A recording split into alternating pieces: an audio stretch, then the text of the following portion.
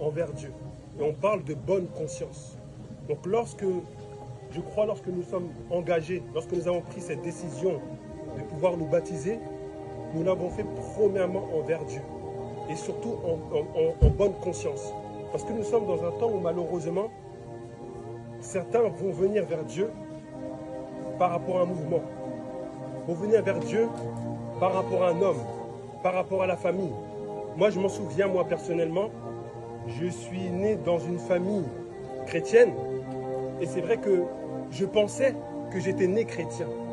Ma conscience n'était pas interpellée. Mais lorsque nous nous engageons vers le Seigneur, c'est envers Dieu. Mais cette base-là, ce n'est pas uniquement, il ne faut pas rester simplement dessus. Mais l'engagement, c'est quelque chose que nous devons poursuivre. Et dans Actes chapitre 24, l'apôtre Paul dira que je m'efforce à garder une bonne conscience pure, sans reproche, envers Dieu et envers les hommes. Pourquoi je parle de cela? C'est parce qu'aujourd'hui, nous sommes dans une génération où les consciences, malheureusement, peuvent être impures, peuvent être souillées. Et il faut s'efforcer, mon frère, ma soeur. Lorsque tu t'es engagé vers le Seigneur, il faut se dire que oui, j'ai fait ce pas-là, mais je dois constamment m'efforcer à garder cette conscience pure. Lorsque j'ai trébuché, je regarde vers le Seigneur. Nous avons chanté « Je lève les yeux vers le montagne, d'où me viendra le secours ». Donc il faut toujours regarder au Seigneur. Et lorsque tu as pris cette base-là, c'est-à-dire que le Seigneur t'a mis cet amour, tu as ce zèle, le frère il a parlé de cela, ton premier amour, le zèle que tu as vis-à-vis du Seigneur, il faut se dire qu'il faut continuer à cela. Et lorsque nous plantons un arbre, si on prend l'exemple d'un arbre, vous voyez là le fait que cet arbre-là soit tout droit, c'est parce qu'il a été planté avec un tuteur. Vous savez ce que c'est qu'un tuteur? C'est une sorte de bâton. Et c'est vrai qu'aujourd'hui, malheureusement, c'est vrai que nous sommes dans une génération où la connaissance est accessible facilement. Mais le Seigneur, le fait de garder cet engagement et que cet engagement soit pur, le Seigneur se pourvoit à lui-même, mais aussi le Seigneur sert de l'Église, des frères et des sœurs. Et nous sommes dans un temps, malheureusement, où au nom de la connaissance, on se dit « je n'ai pas besoin de frère Cédric, je n'ai pas besoin de Bénès, l'Esprit de Dieu m'enseigne toutes choses ». Et donc du coup, nous nous retrouvons avec des arbres qui grandissent comme ça, mais tout penchés. Donc c'est-à-dire que lorsque tu as pris cet engagement, mon frère, ma soeur, celui qui va prendre cet engagement-là, il faut se dire que le Seigneur a placé à côté de toi des serviteurs, des servantes. Là où ce sera difficile pour toi, il faut que tu ailles voir le Seigneur, mais aussi également le Seigneur va pourvoir à des frères et des sœurs, de te confier, de le dire là où j'ai des difficultés. N'aie pas honte. L'apôtre Paul a dit « je m'efforce ». Donc c'est-à-dire c'est un combat. Nous sommes dans un combat spirituel. Jésus-Christ lui-même, après lorsqu'il a été baptisé dans Matthieu 4 ou dans Luc 4, qu'est-ce qui s'est passé?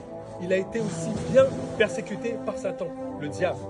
Donc mes frères et mes sœurs, vraiment prenons cet engagement de bonne conscience. Prenons conscience de cela, que notre conscience ne soit pas souillée par le monde, par notre propre chair. Nous devons véritablement nous efforcer à garder une conscience pure et non pas simplement devant Dieu, parce qu'on pourra se dire des fois « Ah, je suis avec le Seigneur, je suis là dans mon coin ». Non, et aussi devant les hommes. Et la conscience pure, elle se voit. Ce sont des fruits. Donc, malheureusement, des fois, certaines personnes disent « Oui, j'ai une communion avec le Seigneur, mais quels sont les fruits? Quels sont les fruits ?» Donc vraiment, posons-nous la question, les bien-aimés, que notre engagement soit un engagement de bonne conscience. Lorsque je me suis baptisé, pourquoi je me suis baptisé? Posons-nous vraiment la question. Et lorsque nous nous posons la question, là où nous avons des difficultés, nous regardons vers le Seigneur. Et le Seigneur va nous relever. Parce que David était un homme selon le cœur de Dieu, non pas parce qu'il a trébuché, mais s'il a trébuché et il s'est relevé. Donc sois encouragé, mon frère, ma soeur. Là où tu es tombé, tu te relèves tout de suite. Et là où tu as des difficultés, le Seigneur va te placer des frères et sœurs pour t'aider à te recourber et que tu pousses bien droit. Comme ça, tu seras un fruit de bénédiction pour tes frères et sœurs. Amen. Que Dieu vous bénisse. Les frères ont précisé tout à l'heure que c'est quand on s'engage, si nous lisons dans Exode 13 et 14, c'est quand les Israélites qui représentent les anciens pécheurs que nous étions sont sortis d'Égypte, que Pharaon a attelé, on ne dit pas quelques-uns, c'est toute son armée. C'est toute son armée, plus lui-même, le chef. Pharaon, c'est l'image du diable. L'armée, c'est l'image des démons. Et ils sont tous venus. s'engage là, s'engage en même temps dans un combat.